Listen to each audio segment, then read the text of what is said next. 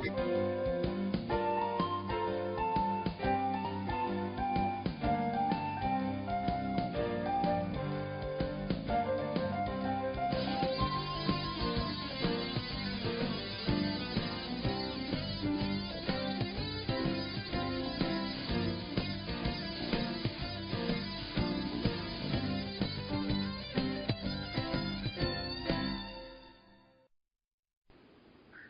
Welcome to another episode of The Dawn of Shades. I'm your host, Gia Scott, and today is September 21st, 2009. Today is also the first day of fall, although somebody forgot to tell the weather in Louisiana that it was time to chill a bit and lay off the hot and humid or humid and hot routine. We've had some fascinating programs on The Dawn of Shades here lately, and it's made me really think hard. You can read all about our recent guests at www.exogenynetwork.com. I'm not sure that any of my personal beliefs or opinions have been radically changed as of yet, but perhaps it has made me reconsider some things that had gotten very little consideration before. That's the wonderful thing about being the host of this program. I get to talk to some of the most interesting people with the most thought-provoking ideas, which ultimately drives home the fact that there's a lot that I don't know yet and reminds me of my goal to someday become a wise woman. Today we're going to be talking to a man who's been around the sun a few times, making waves and pushing for change all along the way. He has certainly done and seen more than most of us ever have or ever will, and he's written quite skillfully about some of his adventures along the way, too. Who is this mystery man? Jerry E. Smith. Jerry, would you be so kind as to introduce yourself to the audience? Certainly. Thanks for having me on your show. I'm Jerry E. Smith. That's Jerry with a J, J-E-R-R-Y, middle initial E. For those of you who are fans of the Blues Brothers, the E stands for Elwood. I'm on a mission from God. I have been writing, researching about government bad since the Vietnam War. There is a great number of things I could say, which I suppose will come up in the interview. If you want to know more about me, and actually, if you're one of these skillful people, you may actually find out more about me than I even know. Visit my website, which oddly enough is jerryesmith.com. There you'll find the sections on each of the books I've written, a book of my poetry, an archive of articles I've written, a lengthy biographical section, and so on and so forth. Don't do that during the show. Do it after the show. Yeah, listen to it while it's interesting and live and nice and fresh. But actually, interview might be kind of formal for what we're really doing because, like I tell everybody, it's like you're listening in while I sit down and have coffee with somebody and learning about what it is that they do. So, you've written a book most recently called Weather Warfare, the military's plan to draft Mother Nature. That's kind of a scary idea, and we did hear a lot about that after Katrina. Yes, indeed. It's pretty much a hot topic in New Orleans 4 years later still. I wouldn't be surprised. Weather warfare is the unacknowledged key skewer of climate change data. We hear constantly about unintentional climate change, but very few people are willing to talk openly in the major media about intentional climate change. And yet it is going on around us continuously on every continent. And there are a number of examples. The one that kind of leaps to mind is, if you remember last year, the Summer Olympics were held in Beijing, China, during the rainy season.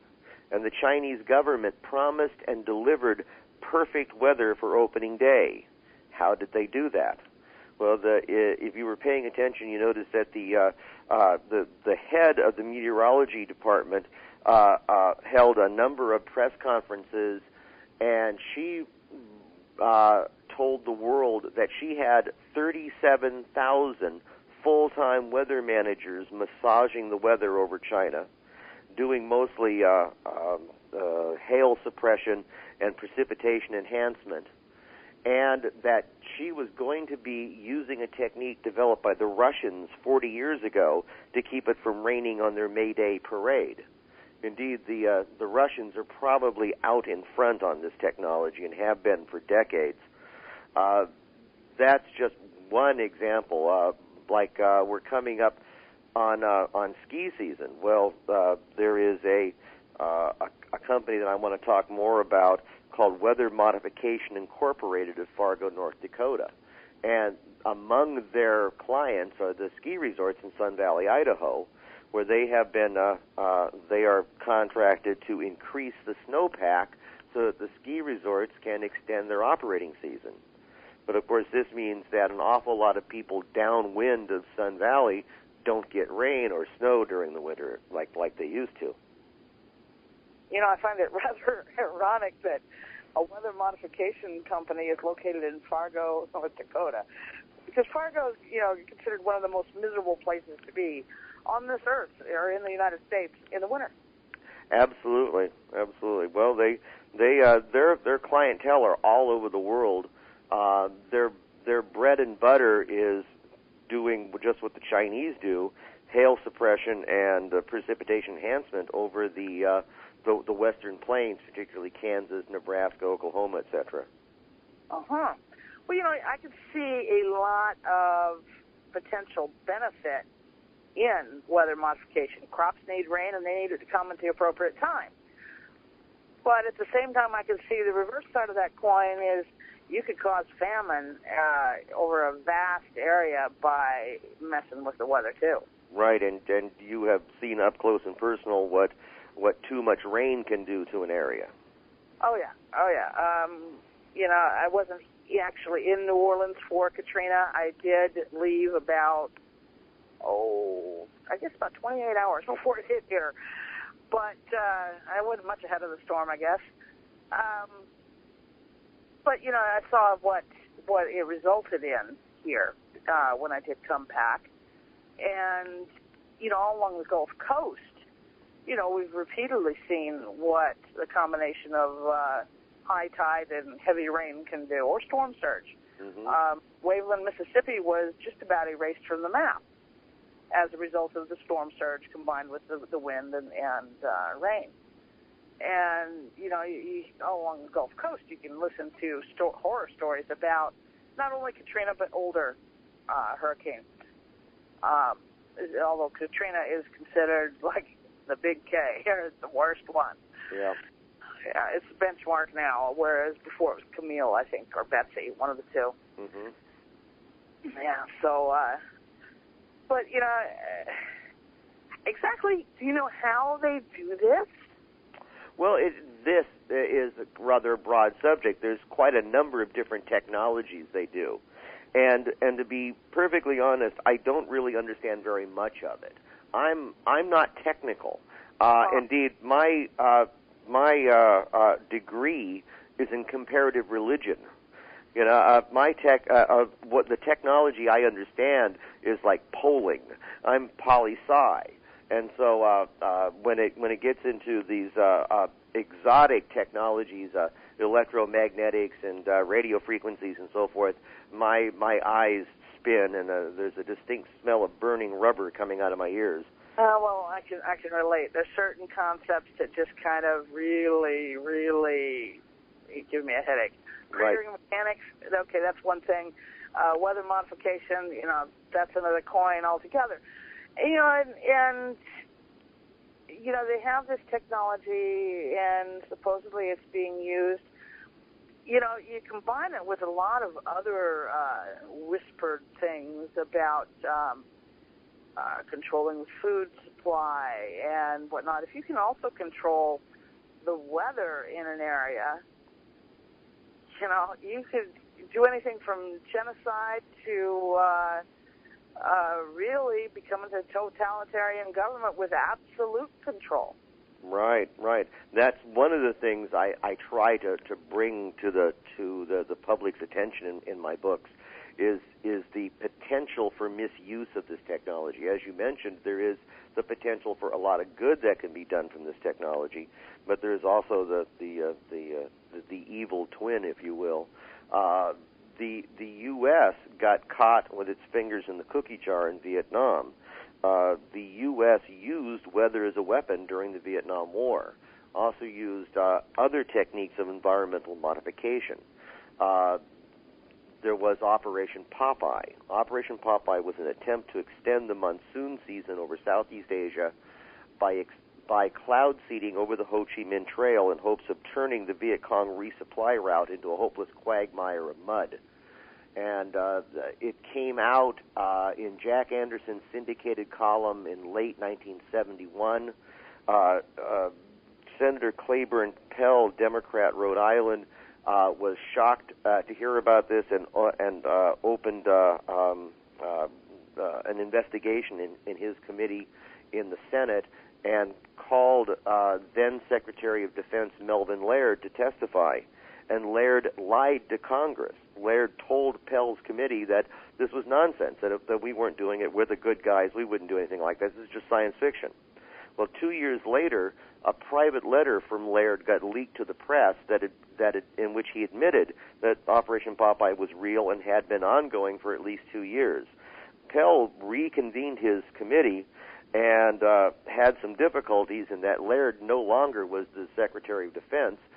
He had quit and was working as a private lawyer for Richard Nixon, who was fighting for his political life in the aftermath of the Watergate break-ins. But Pell did get the Pentagon to agree to secret closed-door sessions. And at these sessions, spokesdroids from the Pentagon admitted that, yeah, Operation Popeye was real, had been ongoing from 1968 to 1972, that they had flown more than 2,600 sorties, releasing more than 47,000 units of cloud seeding material over 4 countries, North and South Vietnam, Laos, and Cambodia, the latter two in violation of international law, at an operational cost of about $21.6 million. Pell demanded to know what else they were up to, and the DOD trotted out a veritable laundry list of insane things they were working on, including intentionally melting Arctic ice and intentionally thinning out the ozone layer over the enemy so as to sicken the enemy populace through increased exposure to solar radiation. This shocked and dismayed Pell and made him what today we would call the poster child for an international movement to ban weather as a weapon. And in 1978, that ban became the law of this planet. It is the Convention on the Prohibition of Military or any other hostile use of environmental modification techniques. Now, before Uncle Sam signed that, the U.S. federal budget was between 40 and 140 million a year, with more than 700 degreed scientists working in federally funded labs. And after Uncle Sam signed that, it all went to the federal budget went to zero, and all those jobs went away. Now, one could ask, did Uncle Sam suddenly get religion? Did he decide, can't do that anymore? No, it went black. It went to, and I know you know this phrase, civilian contractors. And we just mentioned Weather Modification Incorporated. They were one of the principal recipients of these civilian contracts. Indeed, the proof of that is that in 2005, one of the senior scientists at Weather Modification Incorporated went on Art Bell's Coast to Coast AM radio show and outed himself as having been one of the scientists working on Operation Popeye. Now, I mentioned that there were other environmental modification techniques being used in the Vietnam War that would be clearly a violation of this treaty, one of which you probably have heard of Agent Orange, Agent White, and so forth. They were using defoliants in Vietnam. Now, we were told, if you remember, that this was to clear roads and pathways and landing strips. Nonsense. It was an attempt to wipe out the Vietnamese jungle. The military theorists realized that the Viet Cong were getting support and hiding and so forth from the jungle, and that the jungle was to the Viet Cong the way the ocean is to the fish. And if you make the ocean go away, the fish die, and if you make the jungle go away, the Viet Cong die. And this is not the first time that Uncle Sam has tried this. If you remember the Indian Wars of the 1870s, they did the same damn thing with the buffalo. You kill the food source, and then you can get rid of the enemy. Exactly. So this is a century-old technology that just keeps getting refined by bigger and badder things coming out of the lab. Yeah.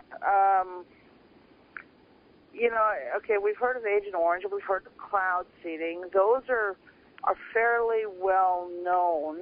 There's been a lot of, and you also wrote a book on the topic, but there's also been a lot of talk of HAARP in terms of weather modification.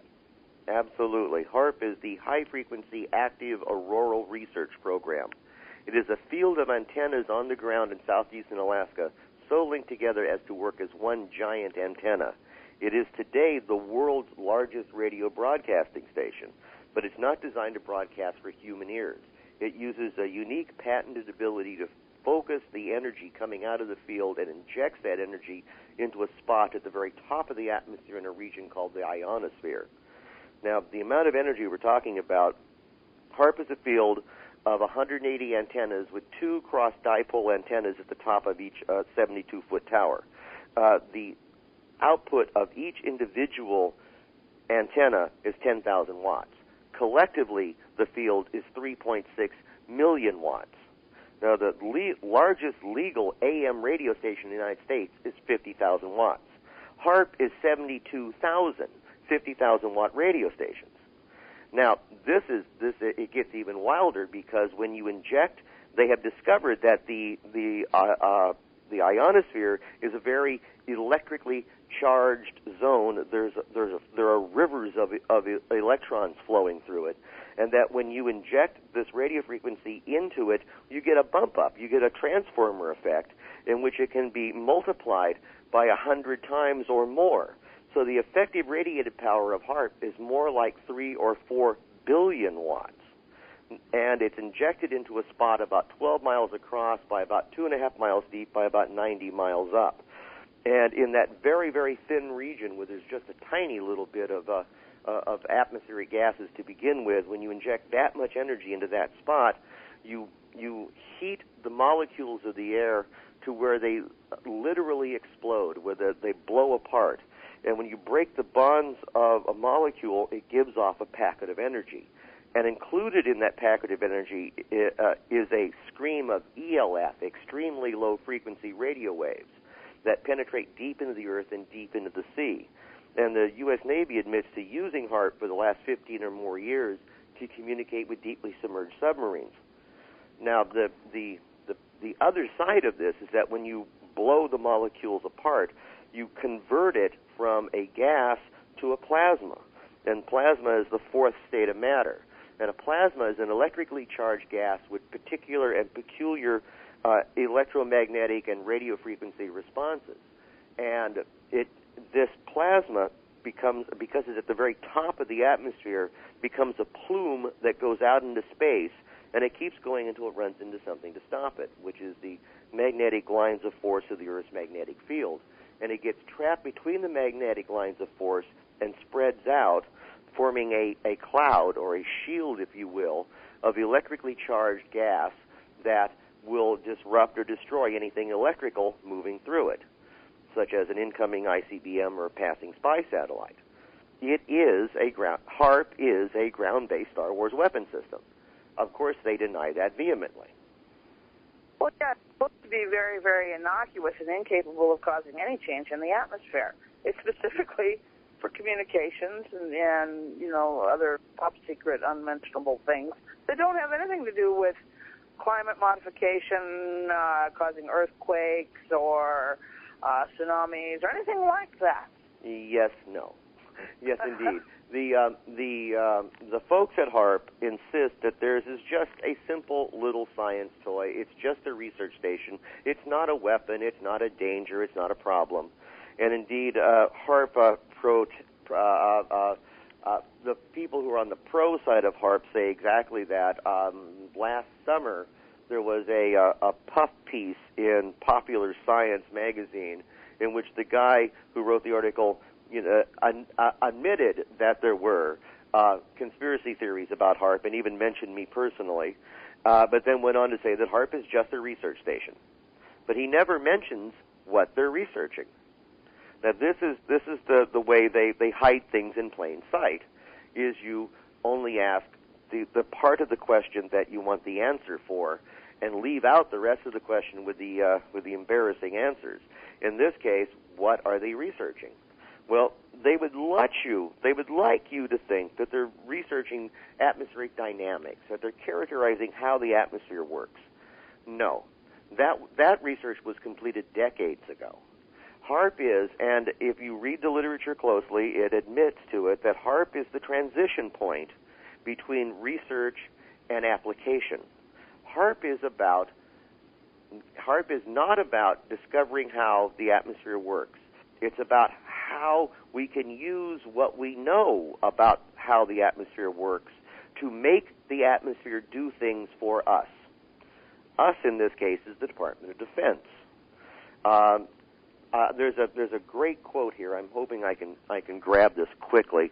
It sort of explains everything. While I'm grabbing this quote, let me remind you that HAARP heats the ionosphere, so it's a type of device called an ionospheric heater. Now, it is a one of a kind because it uses a unique patented ability to focus the energy. But there are about 20 other ionospheric heaters scattered around the planet today.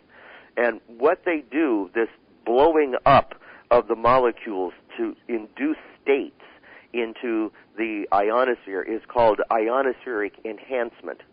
You got to love the military. Only the military would think that blowing something up makes it better. Well, yeah, that most of us think blowing up things is bad. Right.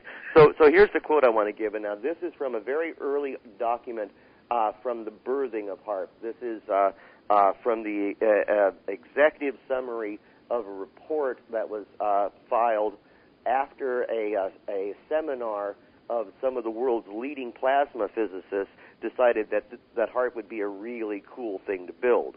And this describes HAARP by saying, the heart of the program will be the development of a unique ionospheric heating capability to conduct the pioneering experiments required to adequately assess the potential for exploiting ionospheric enhancement technology for DoD purposes. Now, DoD, Department of Defense, what are DoD purposes? Something about winning wars, I think.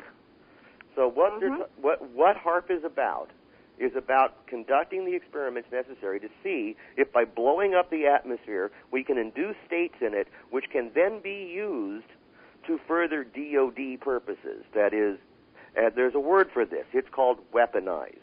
HAARP is a research station designed to research the potential for weaponizing the atmosphere. Now, call me old-fashioned, but I don't think that sounds like a good idea. Now, just in case that my many eons ago science classes have gotten garbled in my brain, and same thing with the audience, the ionosphere is that thin layer of atmosphere just before space, right? Yes, exactly. Okay. The atmospheric scientists divide the atmosphere up into several regions. And depending on which chart you want to look at and which scientist you want to talk to, there's somewhere between 3 and 10 regions. But the basic breakdown is troposphere, stratosphere, ionosphere. We live in the troposphere. Tropa is Greek for change.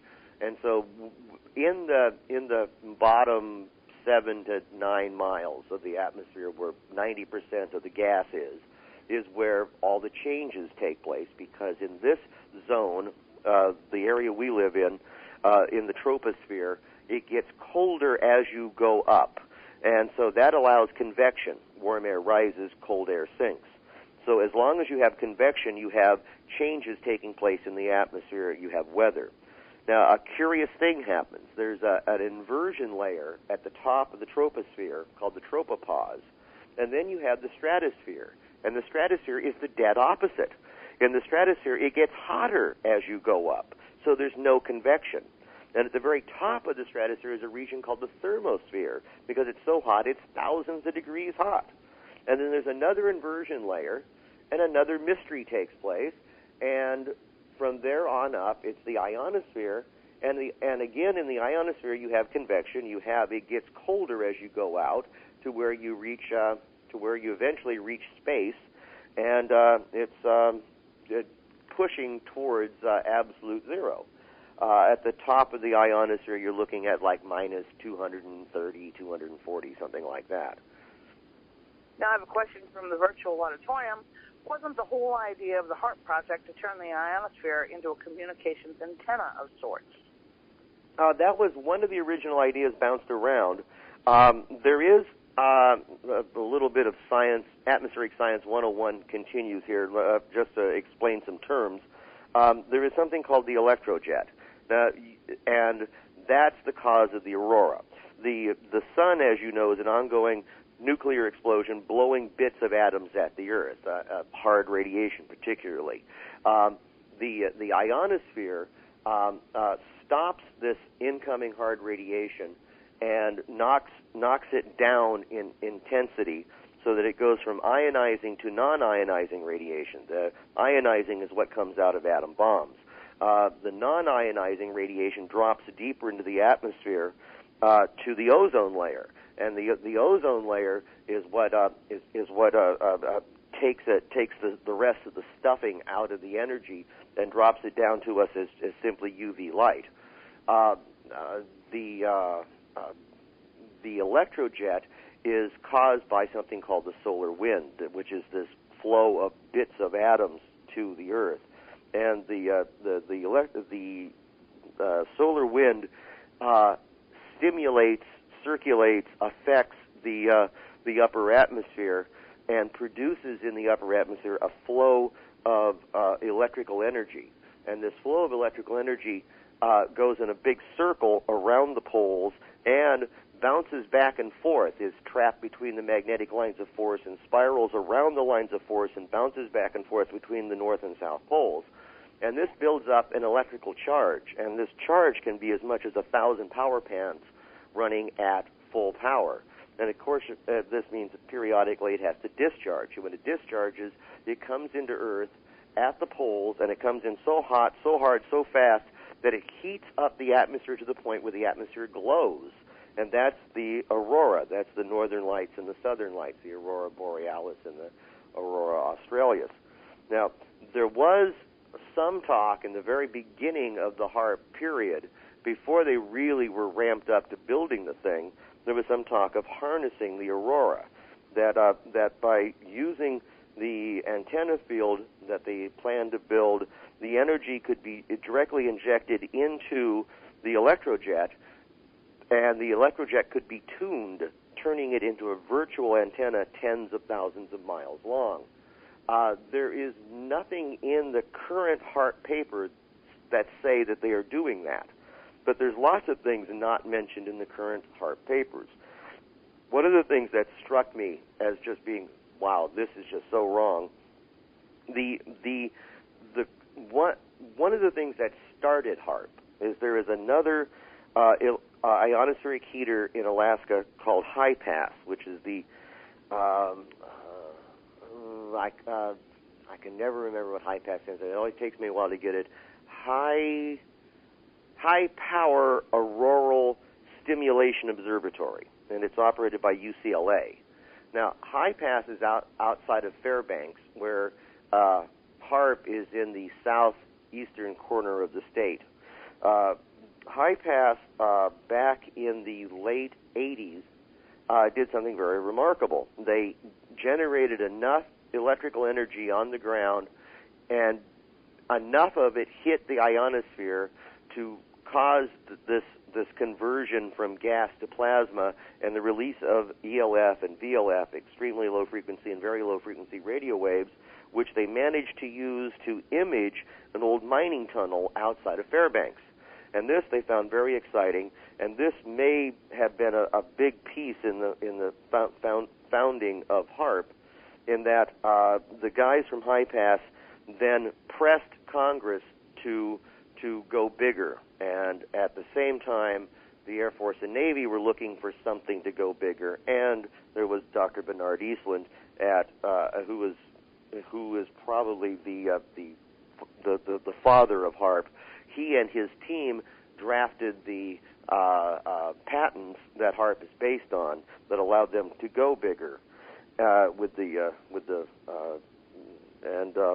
the curiosity here is that in 1994 the Senate agreed to build HARP on the proviso that HARP uses this ability to image underground structures to verify counter-proliferation treaties.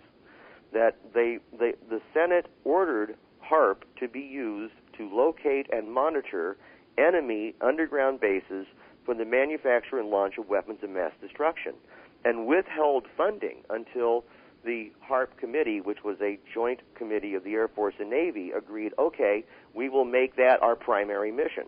In 96, they agreed to make Earth-penetrating tomography, which is what this science is called, and indeed this is a brand-new science that did not exist before 1980, to use Earth-penetrating tomography as the primary mission of HARP.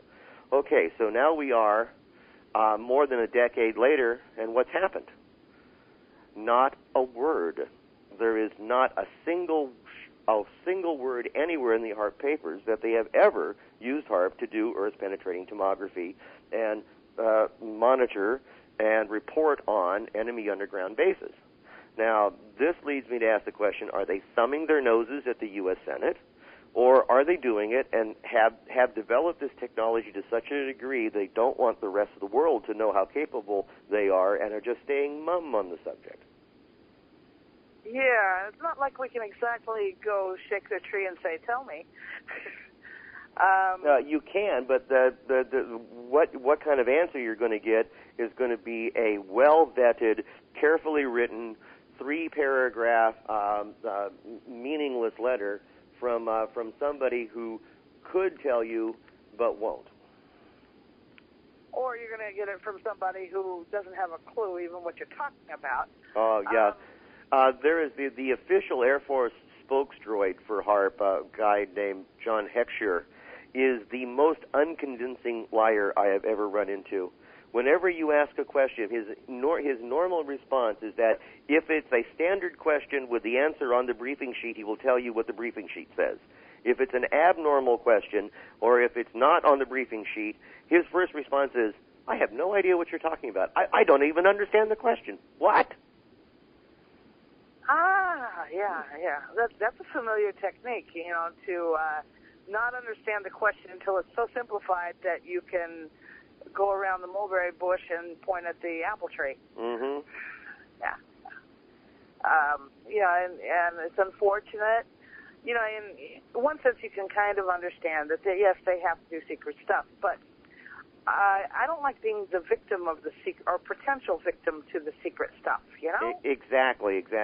I have no problem with America being well-armed and well-prepared. It's not like I'm a universal, unilateral disarmament now kind of person. On the other hand, HARP is the world's largest plasma experiment, and it's not taking place in a laboratory under controlled conditions. It's taking place in our atmosphere with no clue as to what's going to happen. And because it's taking place in real time in our real atmosphere, we are all potential victims of it. We are all downwinders. The Nuremberg Code that was established after World War II laid out one of the principles of, it laid out the principles of scientific experimentation on human beings. And every person who is a part of a scientific experiment has to know they're a part of the experiment, has to be fully informed of all the aspects, all the pros and cons, all the goods and bads that may come out of the experiment, and they have to give their informed consent. Yes, I will willingly be a part of this experiment. Every single human being and every other life form on this planet is a part of this experiment, and none of us have given informed consent. This I object to. Well, informed consent, I've seen personally examples where, yes, technically there was informing. It would have been better if they'd been informed in a language they understood better, and in a way they understood better, but they signed on the line. Technically, they were informed. Right, at U.S. 50. United States Statute 50, I forget, I think it's 5042 or 5036, is a federal provision that if the federal government wants to conduct an experiment on a community, it only has to give notice to one official in the community less than 30 days and more than 15 days before the experiment is to take place. Which means they can call up the dog catcher and say, "Hey, we're going to drop some gas out of a black helicopter. It shouldn't be a problem. You okay with that?" Okay, we're going to do it. For over 20 years, I've been, I guess, in a sense, investigating ufology, paranormal stuff, and conspiracies frequently crop up, and I have heard all sorts of stories from people about various things that have been done, and some of them you go, well, I wonder what they were smoking. Mm-hmm. Is it a wild idea?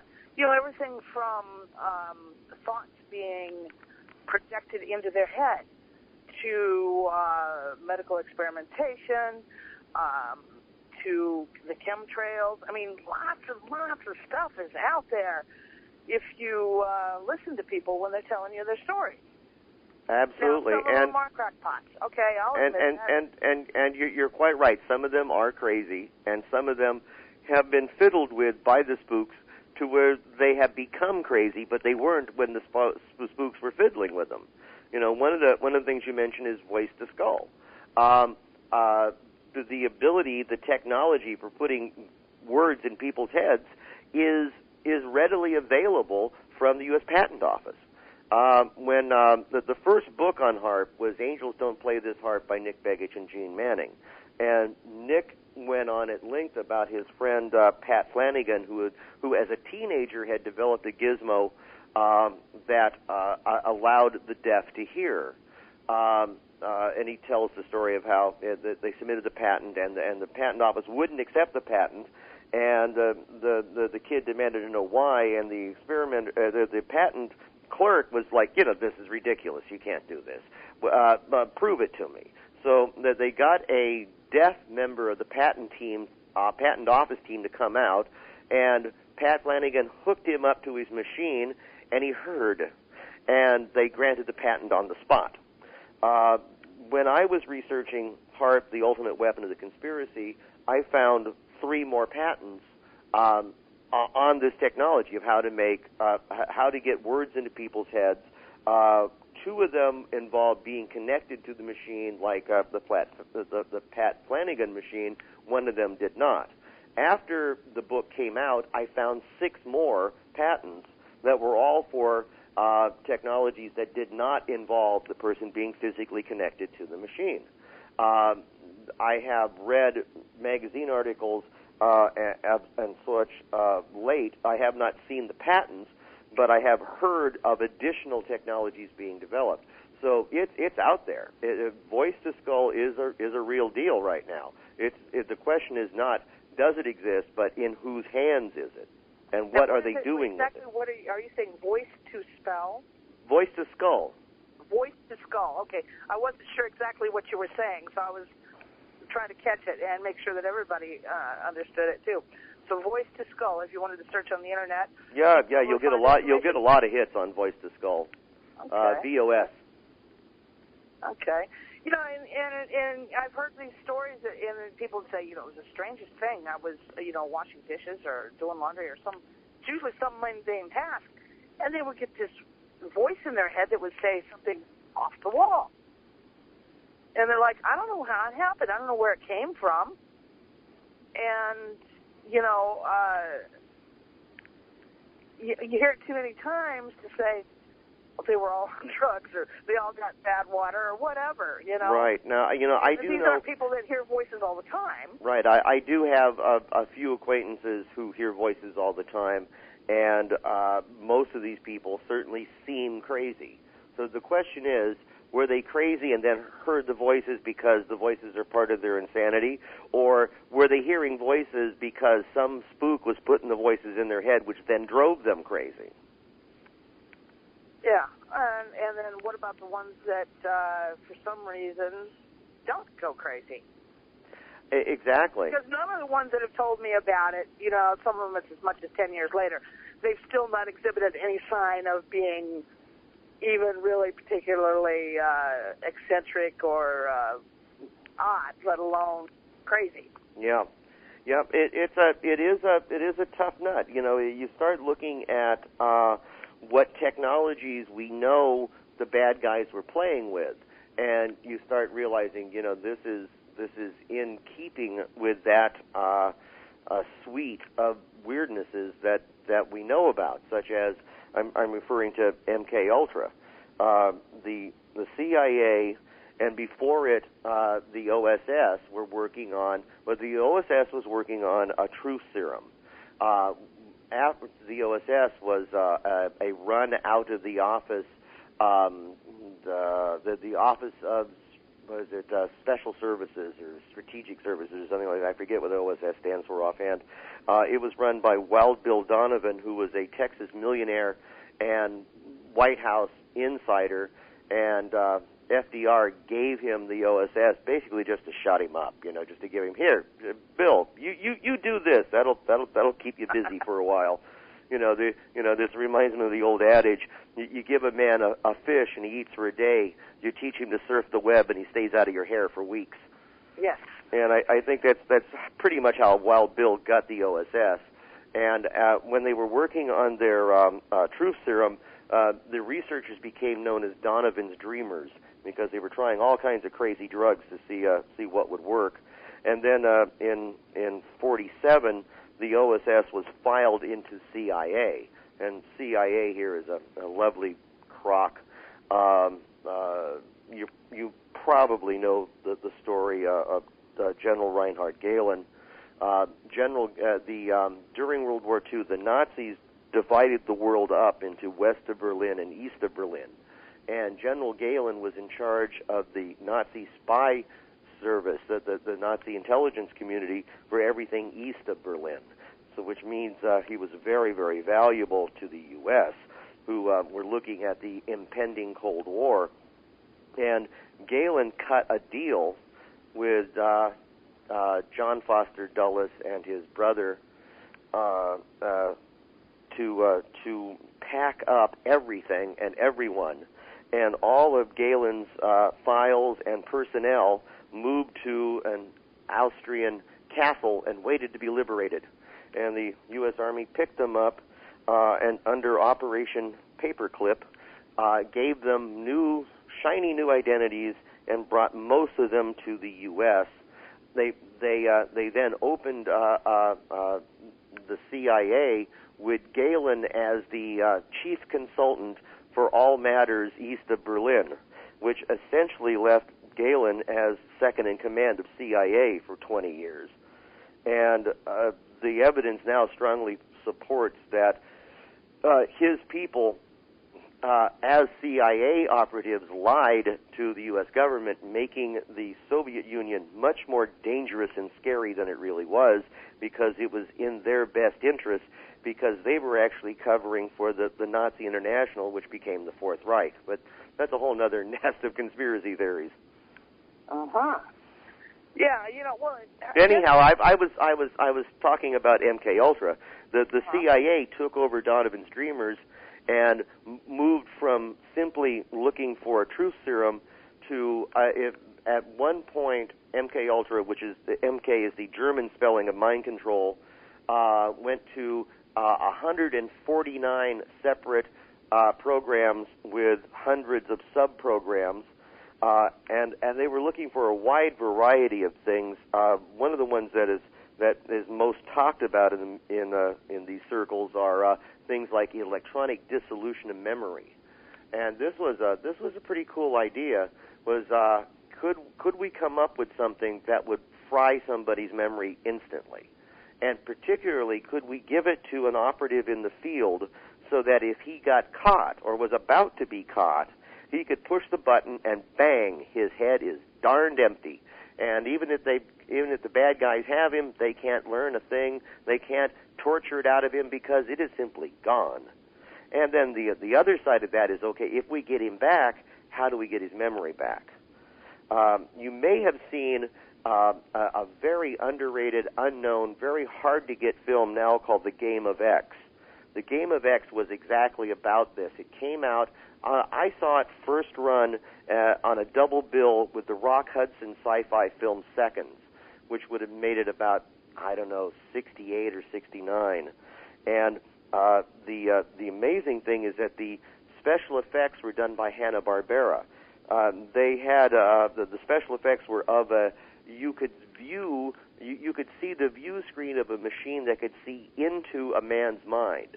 And so they were tracing what the spy knew by digging through the layers of occluded memory and seeing it on the screen with really good special effects by Hanna-Barbera. Best thing they ever did. Shortly after doing that film, Hanna-Barbera got funded to the tune of some $2 million by the CIA to do George Jetson. I wonder if that was some sort of payoff or payback or hush money or what. I've always wondered about how that went down. But that's interesting because recently I read a report on, one of the science websites or CNN or something about how even forgotten memories are still retained in our minds somehow. Yes. They were using MRIs to track all sorts of things, and I thought, that's kind of interesting because we all know anything we see in mainstream science, they are considerably ahead in, the military facet. Exactly. Whatever is in the civilian sector is 20 years behind whatever the military has. And that's one of the areas that I've been focusing on is the ability to read the mind electronically. There has been tremendous development. I mean, this from the moment that electrical devices were developed, certainly from the earliest stages of television, it was envisioned that television or something like it could be used to probe the mind. And there has if you have been paying attention over the last decade or so, there have been hundreds of technologies touted and or floated. Nothing is on the market yet, but we are probably just a few months or a couple of years away from the first products coming on the market. For about 8 years now, there's been a company in Colorado called Mind Modem, and they are working on a form of virtual telepathy where you can link mind to mind via a computer. When I was working on the Harp book back in 1996, I saw one of those Frontiers of Science TV shows that had a guy in a sailboat in Sydney Harbor, Australia, and a wiring basket on his head, and he was sitting in his sailboat, not moving, but the boat was going through its paces and sailing around in Sydney Harbor solely by the instructions being picked up by the wiring basket on his head. And 2 years ago, there was a conference somewhere in Europe, I forget the details now, where the guy was telling you about the mind-reading technology that he was about to bring on the market, and he was standing at the podium speaking into the mic, but having his hands where you could see them, that they were holding nothing, and the PowerPoint is working itself because the PowerPoint presentation was connected to his head, and he was mentally flipping the slides in the presentation. That's very, very right. So if you can get data out of a head, you can put data into a head. Well, I have to admit that the stories about, and I'm using alien here in terms of not extraterrestrial, but alien to them, the alien thoughts. There was enough of those times. People that didn't know each other, people that had no reason to make up the story, people that I believe to be sane and normal. They don't hear voices or see things, all the time. I heard it enough to say, something's going on. But why would these very average citizens be experimented on?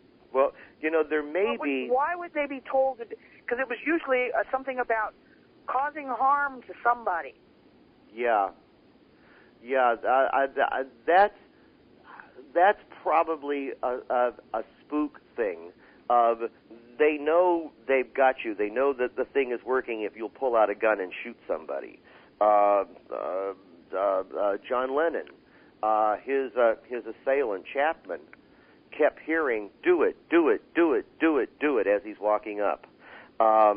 Curiously enough, Chapman and the Ted Kaczynski, the Unabomber, both were under the care of the same psychiatrist. Uh-huh. Now, there is another aspect of this, and it could be completely unintended garbled bleed from EM, electromagnetic sources. One of the things that I have been extremely concerned about for the last decade, and have written about in most of my books and a number of articles, is that we live in a soup of electromagnetic radiation, and the soup gets thicker every day. The radio, television, the 60-cycle hums in the walls of our houses, all the Wi-Fi that's going on, the wireless gadgets you have in your house, often the one you got hanging on your ear. Exactly. All of these things are producing electromagnetic radiation. People forget that radiation part of the story. Radiation is harmful, and we know that the human brain is a radio transceiver. There's been a lot of science done that shows that the brain waves are EM waves, and that they can be manipulated from outside sources. It's called brain entrainment. You go to any New Age bookstore or flip through a New Age catalog, you'll see all these instant meditation machines and learning machines and so forth that induce mental states into the brain by using either light or sound or radio frequencies to redial your brainwave activity from say alpha to delta. This is off-the-shelf technology and has been since the 70s. Now, if specific hardware is necessary and can accomplish this, what about the soup we're living in? We know for decades now, teenagers with braces on their teeth have picked up AM stations. We know also that the air and food and water is increasingly contaminated with radio frequency reactive heavy metals. Alzheimer's seems to be in part aluminum poisoning. How much heavy metal is working into our brains, and how much of that is becoming transceivers? How much of that is actually picking up noise from outside, which we are interpreting as being the word of God or whatever? Yeah, usually the stories that I would get is, they were doing some money, and they would get a story that said, you should kill yourself, you should kill someone else, and it would be accompanied with very vivid images of the person. And, usually the accomplished task, they'd see somebody was all full of blood or something. And, it would, sometimes they'd drop things, drop dishes, break them. They'd like, where'd that come from? And, because they wouldn't even be angry. I mean, they'd literally be doing some mundane task. Mm-hmm. You know what? We've got to hold this thought for the moment because, folks, it is time for us to take a break. So stay tuned to the Dawn-ish Days, and we'll be right back with Jerry E. Smith.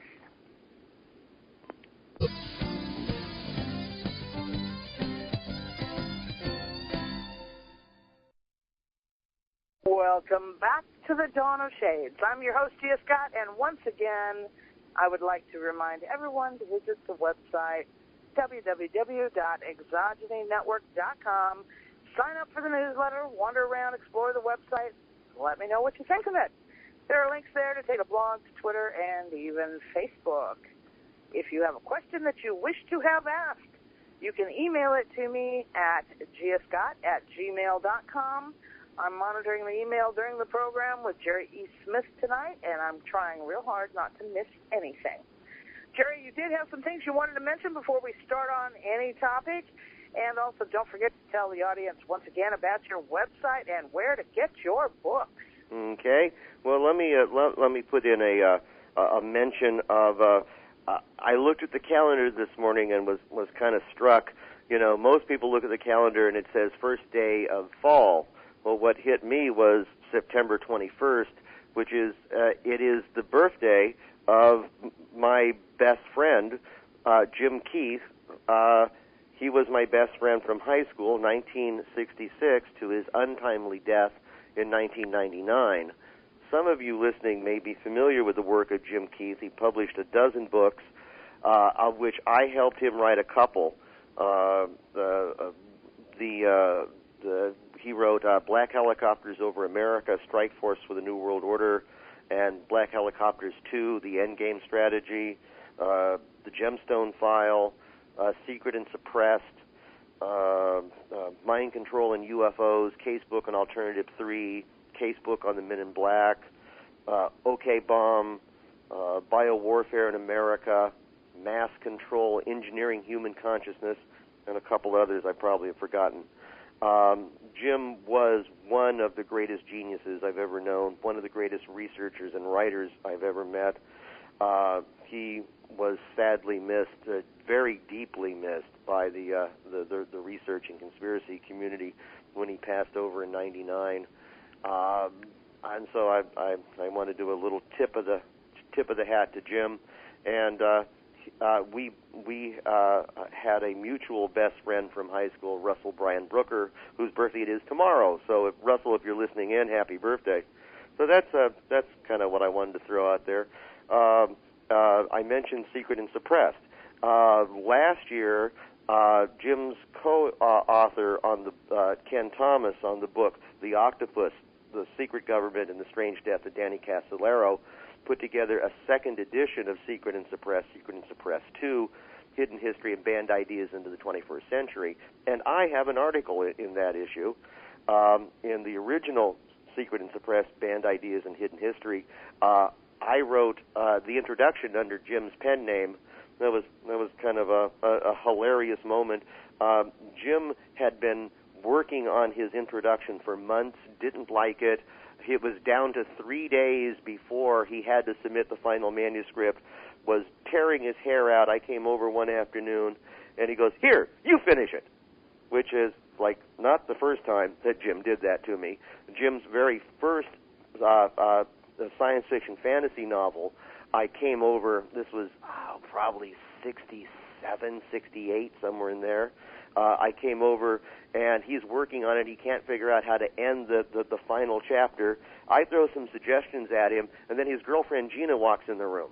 And he says, "Oh, you finish it." And he goes off with Gina, and I finished his sci-fi novel for him, which I thought was hilarious. And that was the first time we worked together, and certainly not the last.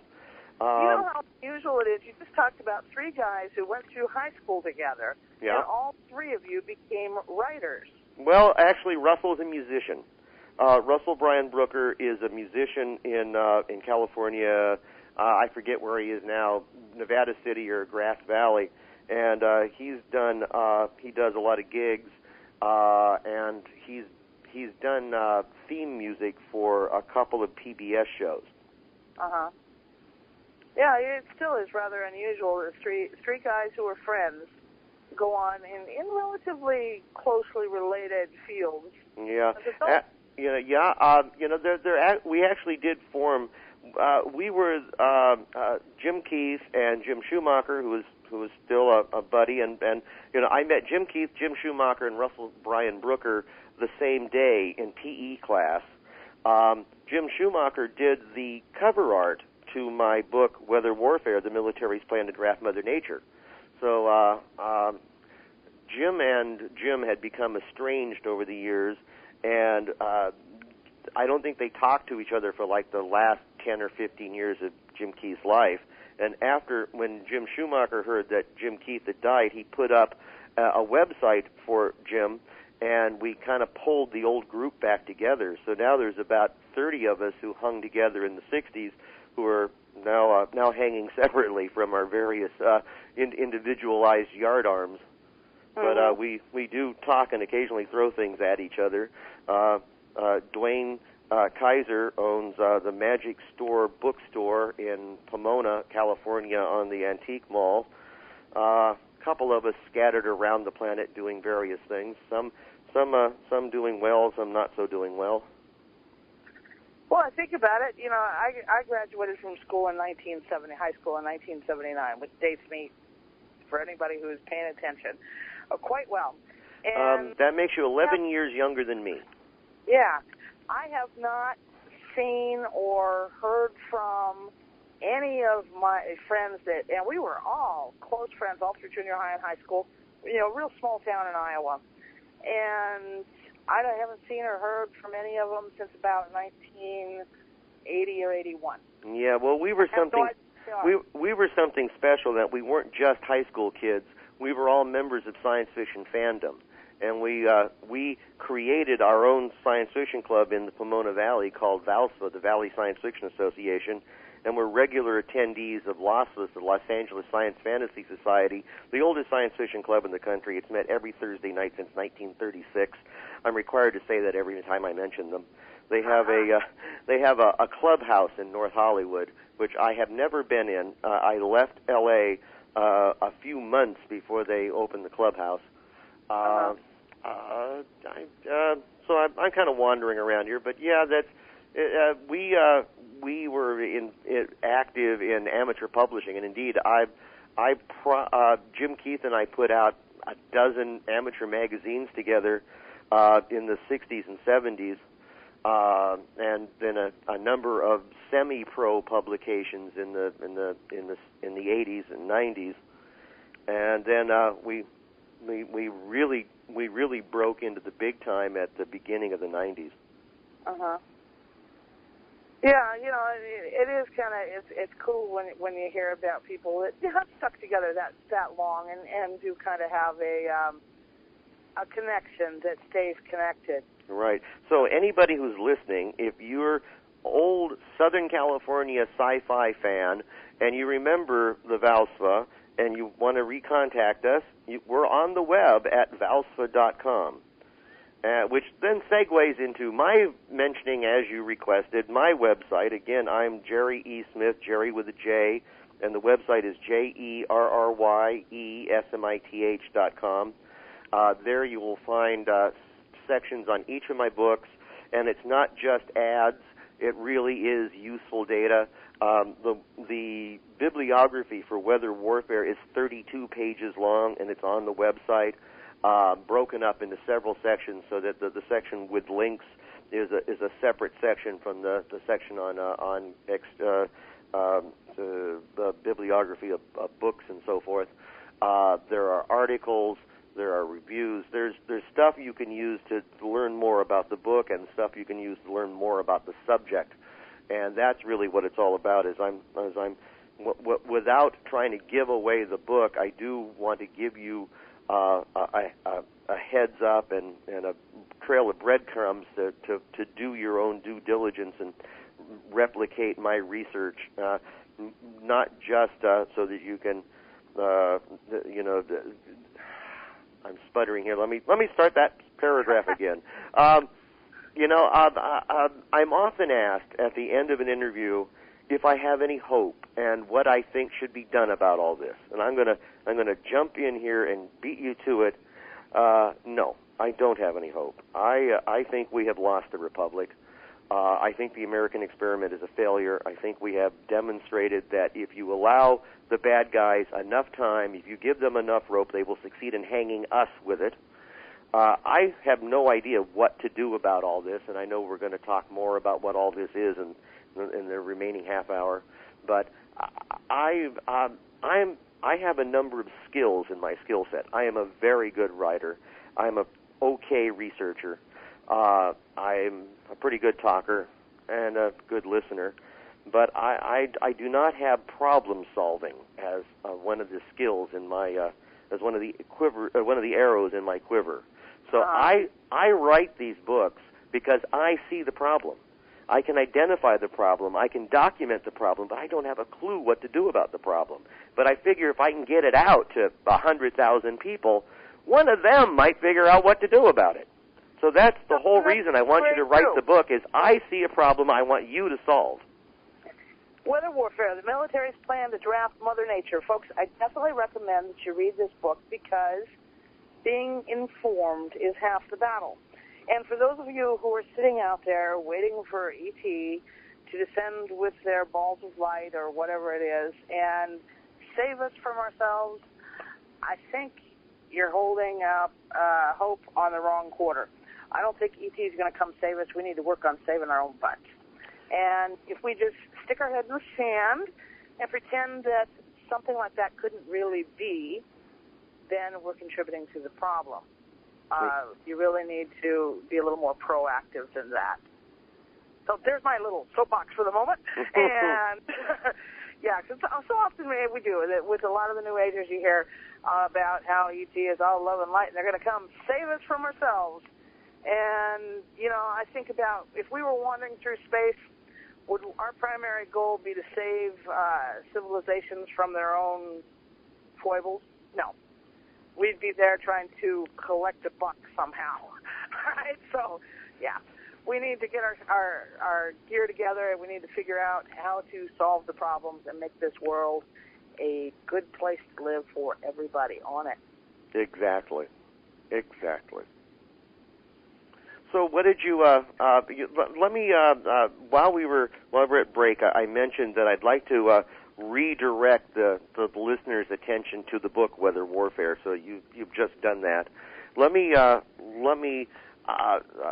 give you a little spiel, and I do mean little. Okay. I begin the book with a quote, and I want to share that quote with you because the book is a 400-page. Yes, the book is 400 pages long. It took 7.5 years to write.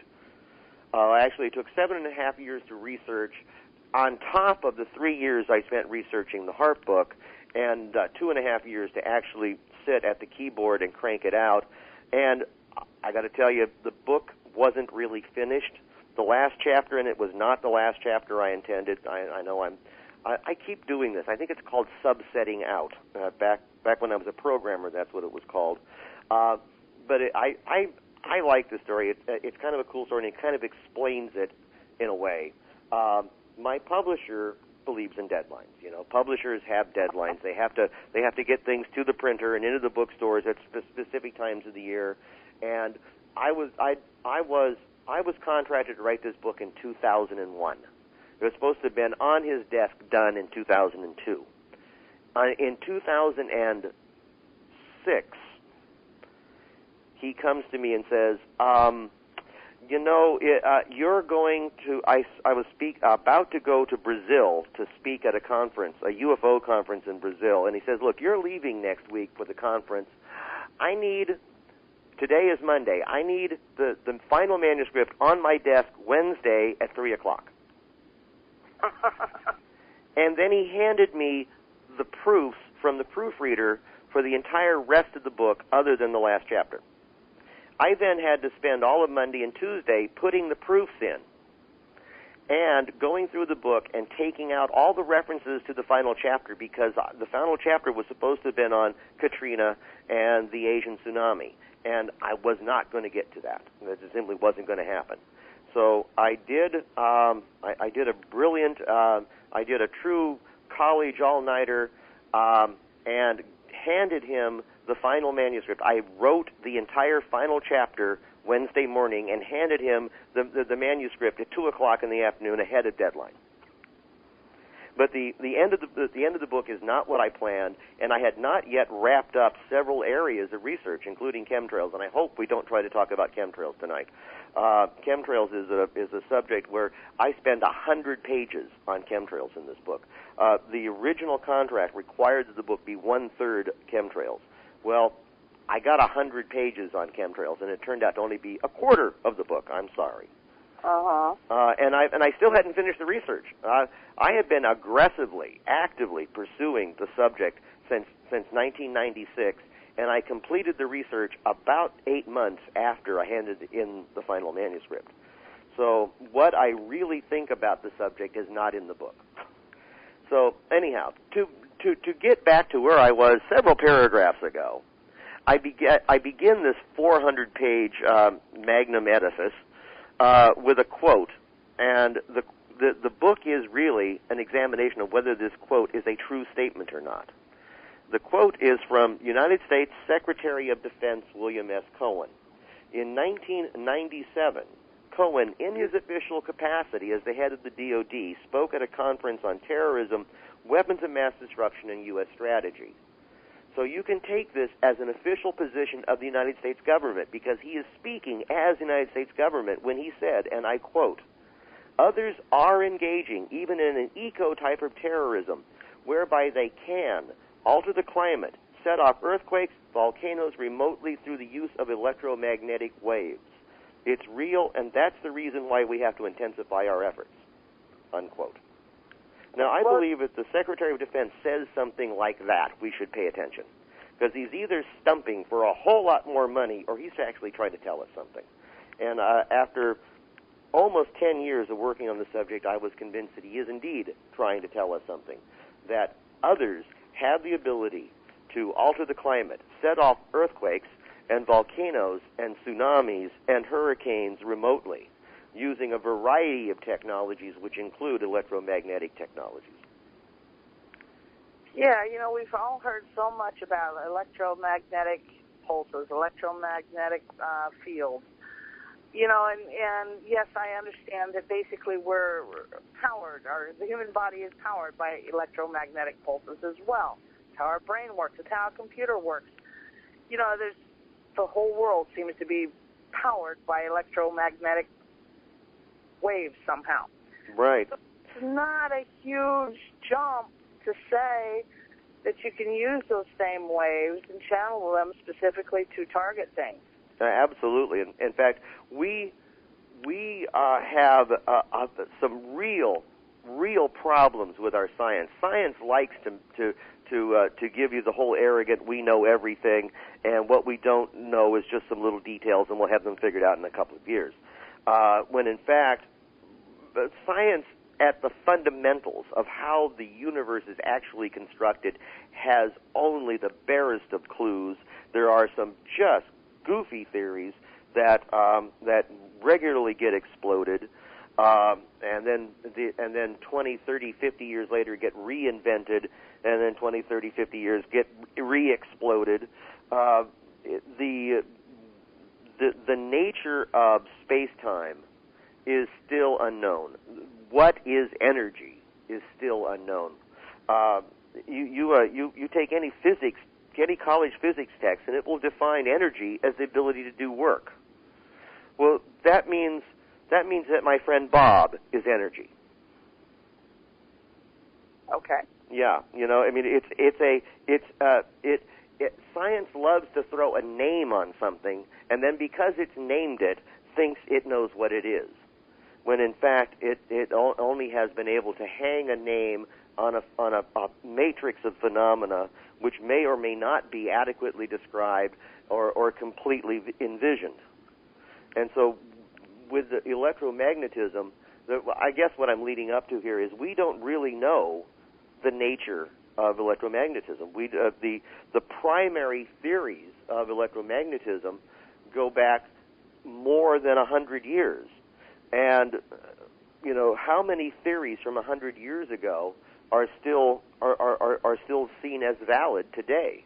Most of what we thought was true 150, 200 years ago is now laughed at as being ridiculous nonsense. Yeah, exactly. And that I think is the exact problem we have with Maxwell's and Faraday's and Einstein's equations, is that they parse out, they piece out bits of the phenomena, and as far as I can tell, what E equals mc squared really does is it describes some of the effect without describing that which is causing the effect. And it may well be a dead end.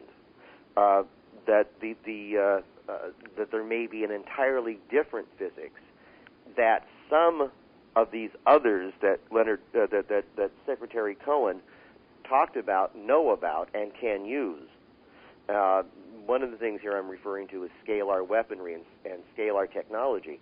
The phrase scalar was coined by an American physicist, Whittaker, for some papers he wrote in 1909, 1910, in which he mathematically proved that there had to be more than 4 dimensions to our universe. I forget how many he postulated or cranked up. There has been, from Whittaker to this day, an ongoing debate in physics circles as to how many dimensions there are. And you talk to any theoretical physicist, and they will absolutely deny that 4 is the correct number. The question is it 6? Is it 7? Is it 9? Is it 11? And the number changes practically every month depending on which school of physics you're reading about. One of the stories here, how the Asian tsunami may have occurred, how steering hurricanes may work, is scalar weaponry.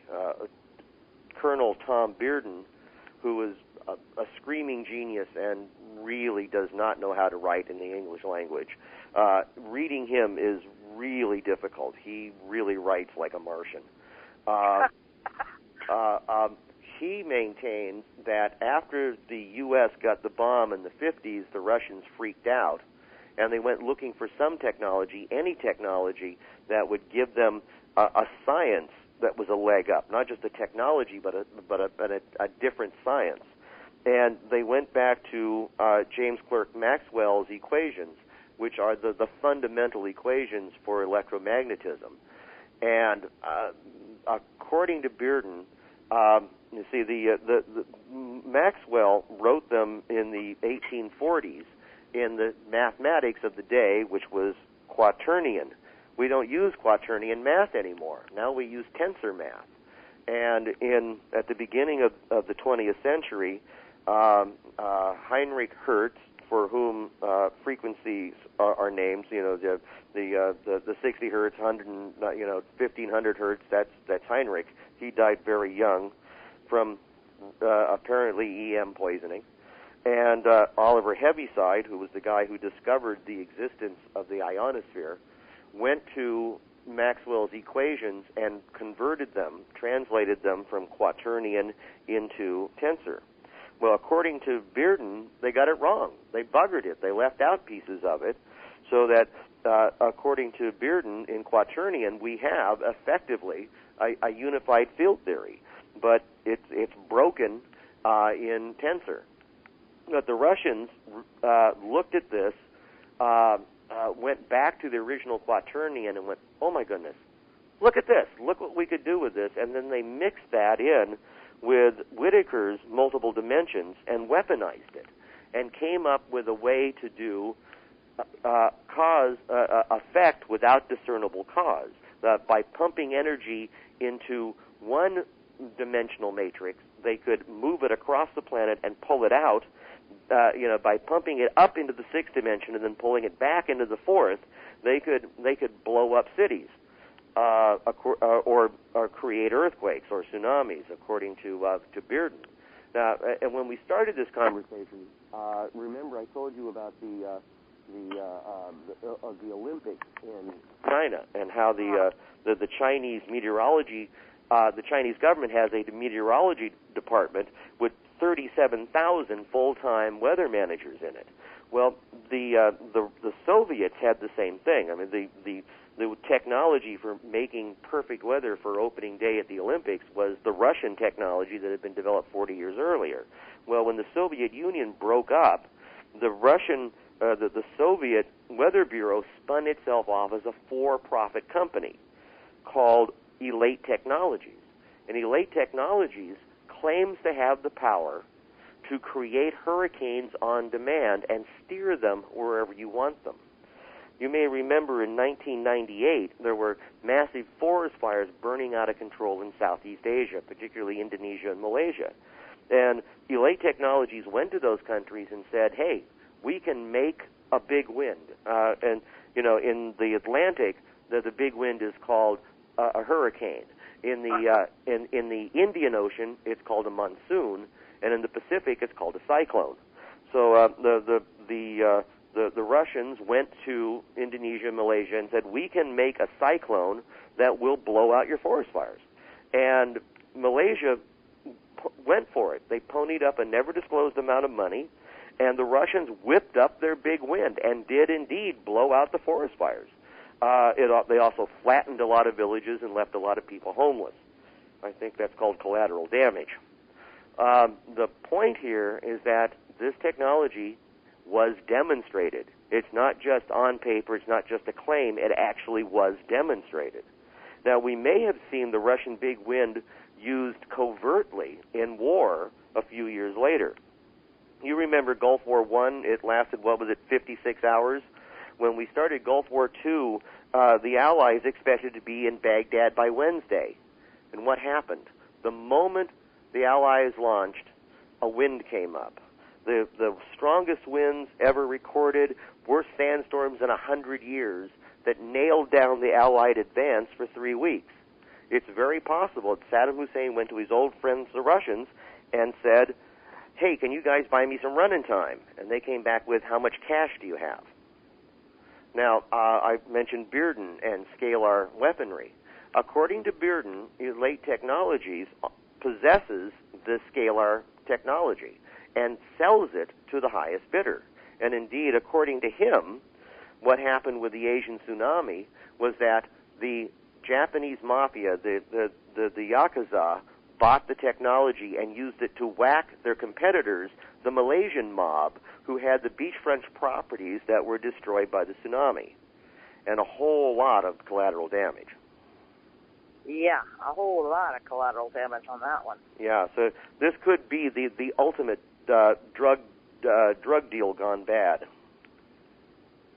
I'll tell you what, to think about that being in the control of forces like that is really kind of frightening. Anybody with the biggest dollar can buy themselves a storm. Right. And remember what Cohen said. Cohen didn't say other governments. Cohen said others are engaging in an eco type of terrorism. He wasn't talking about governments. He was talking about this technology is now off the shelf. And when it's off the shelf, anybody with enough cash can buy it. So including Al-Qaeda or the Yakuza or the Southern Poverty Law Center. I got a question in the virtual auditorium about whether or not you thought Katrina was a result of manipulation. Again, I was forced to send in the book before I had finished my research on it, so I haven't actually made up my mind about Katrina yet. There are a number of factors that indicate that there was human intervention. In the 2005 hurricane season, a lot of the hurricanes had straight tracks. Hurricanes don't have straight tracks. They go in curving meanders, and several were shot like pool balls, whacked from the queue, shot straight into us. This indicates to me that they were being massaged, manipulated, directed. And then it hit the Gulf oil fields very hard. Yes, and then there is the very anomalous action of just moments before Katrina made landfall. She did an abrupt 90-degree right turn and went down the beach for 90 miles before coming on shore. Hurricanes don't normally do hard right turns or even hard left turns. So that what I suspect but cannot prove and don't really have the documentation to back it up, so it's not in the book. Everything that I can, the book is 400 pages of what I can prove. It's 400 pages of what I can document. It's not just suspicions and speculations, but here is the paperwork. Here are the facts. Katrina isn't in the book because I couldn't document it. But my suspicion, since you asked, is that what we saw with Katrina was Team A shot it at the U.S., and Team B got a hold of it and pushed it off at the last moment. Now, who these teams are, I have no clue. I've heard a lot of rumors and speculation. I've got some ideas, but until I can get a smoking antenna on this thing, I'm reserving judgment. Mm-hmm. Well, I do know that it was a near miss for what is commonly referred to in New Orleans as worst-case scenario, which is the hurricane makes landfall up the Mississippi River or just to the east of it. We got off lucky. It went to the west of us. It made landfall at Waveland and that area, and we didn't get what we could have gotten. Right. Now, it suddenly dropped strength, which that was another boon for the Gulf Coast in general. Exactly. Now, let me move forward a little bit on this subject. Control of hurricanes has been the holy grail of weather managers since day one. Oh, yeah. The first attempt to control a hurricane was 1947, and it was painfully successful. In 1947, there's Project Cirrus. Project Cirrus was a joint venture of the U.S. Navy and GE. Scientists from GE and Navy flyboys flew out to a hurricane in a C-130. The hurricane was well off the Georgia coast in the Atlantic, and they put cloud seeding materials into the hurricane. They opened the back door and dumped about 200 pounds of dry ice into the hurricane. Now, that doesn't sound like it would do anything, but moments later, the hurricane abruptly did a left turn and came on shore near Savannah, left 1,400 people homeless and killed a couple of people. The Navy's response became what has become typical. The Navy, not wanting to be caught, seen as the bad guys, cast everything under a pall of secrecy. They classified all the documentation. GE, not wanting to be sued, sent in the lawyers, and the lawyers rounded up the scientists and told them to shut up and sit down. And from that moment on, no GE scientist was ever permitted to say what he thought happened in that experiment. The head of the experiment was dead convinced. He was 98% certain that his attempt at controlling the hurricane did change its direction. It went the wrong way, but he demonstrated he believed that you could change the direction of a hurricane. This unfortunately, if it ever got out, would make GE liable for the property damage and deaths. So GE avoided this as best they could, which is they kept everything secret for about a decade, and then the Navy declassified the paperwork and trotted out a peer review panel who basically said, 200 pounds of dry ice in a hurricane? Are you kidding me? What are you guys smoking? No, of course this didn't do anything. And so everybody was off the hook, and it moved forward. Then there was Project Storm Fury. Storm Fury learned from Cirrus not to fool with a hurricane that could ever possibly make landfall. So in the 20 years of Storm Fury, they only managed to fiddle with 8 hurricanes and were successful in 4 and inconclusive in 4.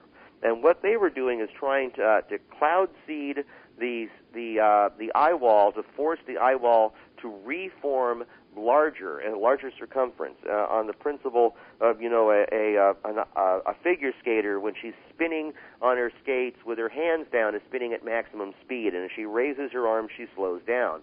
And so they thought if they could make the eye wall larger, it would slow down the hurricane. And indeed, they got in 2 or 3 of the hurricanes, they got wind speeds diminished by about 15%, and in 1 or 2 of them, they got wind speeds diminished by about 35%. So they demonstrated that the theory probably did work, but the legal hurdles were too high, and then Uncle Sam signed the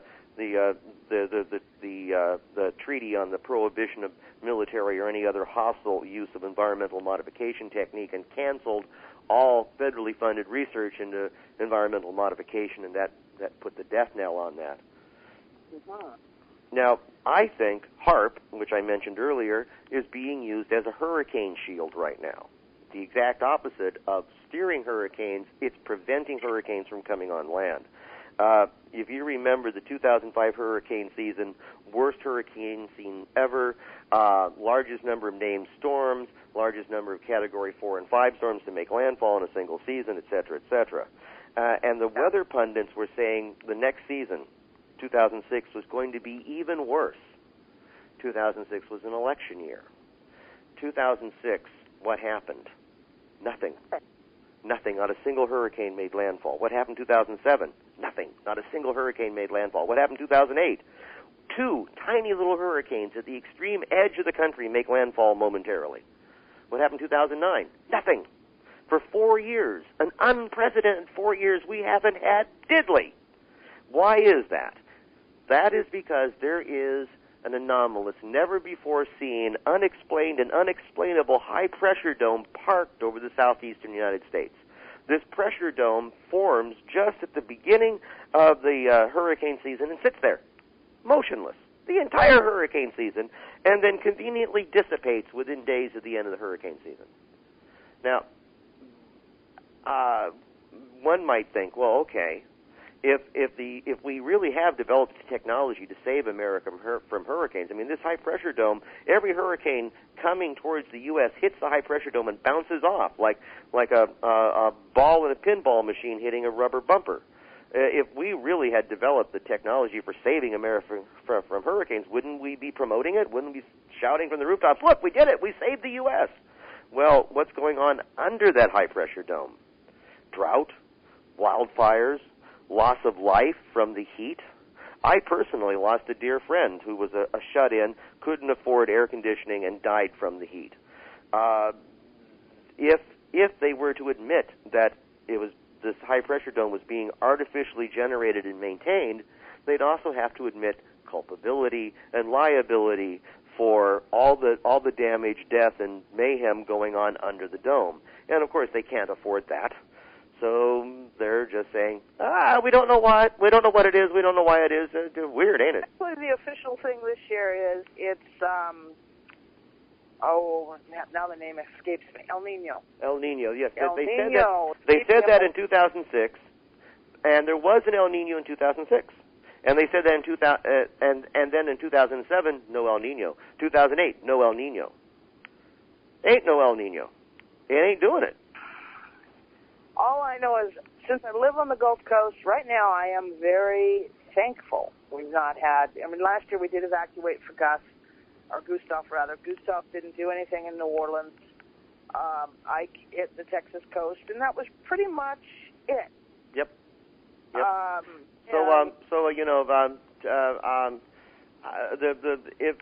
If it wasn't for the death of people like Ariel Louise, I would be happy for you.